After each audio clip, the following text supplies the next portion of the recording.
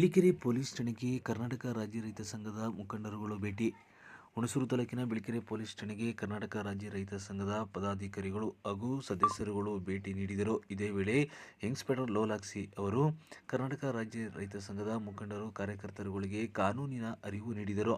ಇನ್ನು ಮಾದಕ ವಸ್ತುಗಳ ಸೇವನೆ ಹಾಗೂ ಕಾನೂನು ಬಾಹಿರವಾಗಿ ಚಟುವಟಿಕೆಗಳನ್ನು ನಡೆಸುವ ಬಗ್ಗೆ ಹಾಗೂ ಹೆಲ್ಮೆಟ್ ಧರಿಸದೆ ವಾಹನ ಚಾಲನೆ ಮಾಡುವ ಬಗ್ಗೆ ಕಾನೂನಿನ ಅರಿವು ಮೂಡಿಸಿದರು.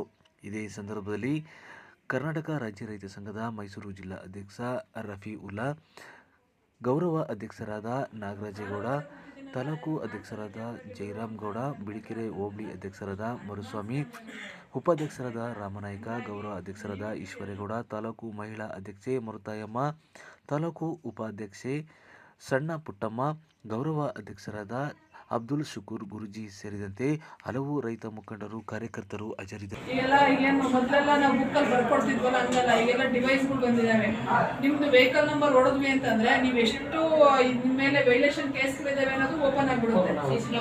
ಸಿಸಿ ಕ್ಯಾಮ್ರಾದಲ್ಲಿ ಯಾರು ಕ್ಯಾಪ್ಚರ್ ಆಗಿ ವೈಲೇಷನ್ ಮಾಡಿರ್ತೀರಲ್ಲ, ಅಷ್ಟೆಲ್ಲವೂ ಕೂಡ ನಮ್ಮ ಇದು ಸಿಸ್ಟಮ್ ಕೊಟ್ಟು ಒಂದು ಡಿವೈಸ್ ಕೊಟ್ಟಿದ್ದಾರೆ.